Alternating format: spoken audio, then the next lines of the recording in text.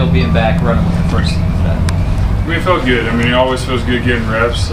No matter what day it is out here, whoever I'm running with, I enjoy it. I cherish it and always want to get better. So today was another opportunity to get better, and I felt like we did. What's your expectation of today on Sunday? Hey, my expectation is to, work great today, get a lot of work in, study the film, and whatever it is on Sunday, I'll be ready. I'm staying ready no matter what. Y'all have asked me before, my mindset does not change. I'm approached today like I've approached every day, and I'll continue to do that. What do you remember about the Tampa game from last year, and then also, is there anything that carries over for this season that can help you in the preparation if you do end up starting?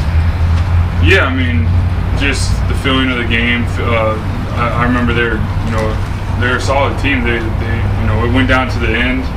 They're hard playing, very athletic, aggressive. So I know we're going to go into this and we're really going to have to be on our game. And they're going to, they're coming off a bye week, so we really have to have a great week and be sharp because they're going to come to play.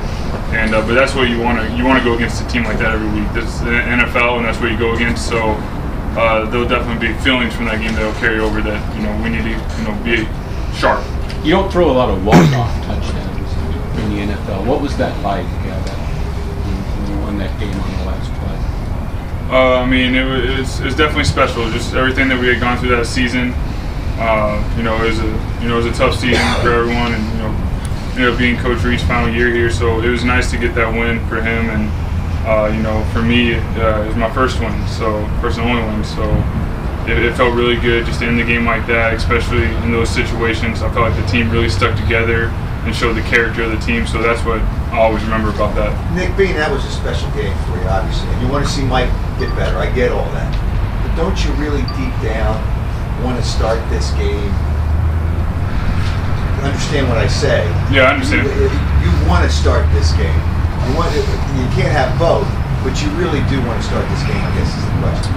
Well, the competitor in me wants to start every game, but I also know in reality that, there's different situations that occur, so that's why I always say that I keep the same mindset. That will never waver, so whenever an opportunity does arise, I'm ready to go because my mindset's there. But yes, deep down, I always want to start a game. If you play this game, you don't want to sit on the bench. That's what it is, but in reality, that's what it is sometimes. It's important to have the right mindset when that comes because it's very important to be a great teammate. Mike's done a great job, and just being there for Mike, helping him, and of course I want to get healthy. But I have to approach every day to get better, and whatever happens on Sunday, I got to be ready. Can you talk about just how much it helped you getting reps with the first team during training camp, and I guess also in practice you get a few here and there as well, right? And how much that helps you, to be ready to step in case you're needed. Yeah, I mean, when you get the timing down with those guys, you get the feel for the O-line, you're communicating. It definitely helps a lot, and they can feel how you work, your tempo, how you move in the pocket and stuff like that. So it is important, and those reps they're going to count. And then also when you look around the league, I mean, there are obviously quite a few teams that their backup quarterback situation isn't as good as it is here, and just how important it is to have like two capable quarterbacks on the team. It's really important. There's Matt Barkley, who's done a tremendous job in his rookie year of really preparing and staying ready as well. So it's really important because you have a great quarterback room. You can push each other, but not only that, you're there for each other. So if me and Matt see something, we were telling Mike, and we always work together. So when you're in drills and everybody's competing, it really does help you become. It makes everyone better. So it's really important to have depth at the quarterback position on any level. If you are playing, the assumption is that you're not going to be wouldn't run the same plays as Mike because of the read option and the running. The one play I saw you do last week. But do you think that will be the case if you're the starter, that they'll cut back on some of those plays? We'll run the same offense. I mean, me and Mike run the same offense, so we're going to do what we do. And big thing is to go down the field, whatever the defense gives us, we have to make the appropriate reads, get the ball to the right spots, and stay on time. I mean, sometimes you hold on to a read, sometimes you get in trouble. So I think just running this offense, being efficient in it, we're not going to change anything. We're going to keep working and doing what we do. Nick, does a part of you look at this start kind of as an audition, given that there's kind of been mixed signals about where the position is going, even when Mike's healthy?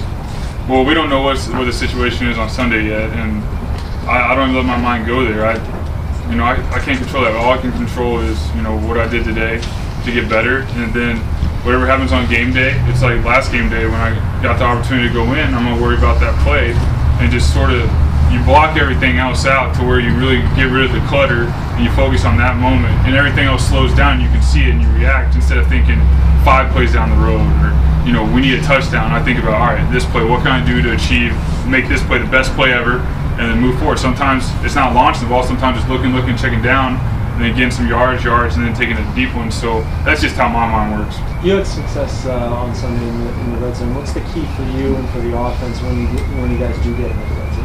When you're in the red zone, you really have to be efficient with your reads. Everything speeds up a little bit, and you got to be sharp. I mean, you got to, it's a quick decision. It gets a lot quicker down there. Your drops cut down. Ball has got to come out quicker. If it's a run game, you got running backs got to find the hole quick and get it in the end zone. So I think the key to the red zone is being efficient and keeping that tempo and getting through our reads quickly and being sharp. If you should play Sunday, how much does last year help you, having won at Tampa, having played that defense and so on? How does it help us this Sunday? None at all. It's a new season. It's a new game. They're ready to go. Both teams, have some new players, some new everything. So it's a new game. It really doesn't help us at all. It was great last year, but this year it's a whole new deal. We really got to be sharp this week and really have a great week of preparation and get ready for them, because I know they're going to be ready to play. A big topic last year was your deep ball, obviously, and we didn't see much of it during the preseason. How is your deep ball this year compared to last season? I feel good. I've always felt good throwing the deep ball. In college I always felt good. High school, I don't think I've ever doubted my deep ball ability. So that's how I feel.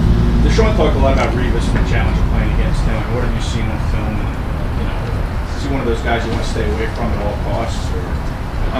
He's definitely one of the best players at his position in the league. We all know that, and he's a tremendous player. But when I step on the field, I look at players and I know who they are and I know what their weaknesses and strengths are. But I count on my receivers our receivers here to win.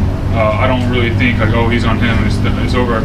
I know in his heart our receiver wants to win that, so I believe in our team, our receivers. So I don't look that way at all. I want whoever is on them to win. How much do you focus on on a quick release and throwing your receivers over? Focus on it. Quick release is really important, but it's really just getting through your reads. And once you see it, a lot of times we're throwing the ball before the guy's even breaking, before he's in the hole. So that's where timing comes in handy.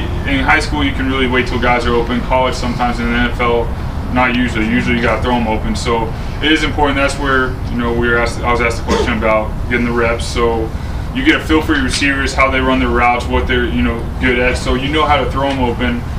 And it's really important. It's really, really important. That's timing is everything. All right, thank you all.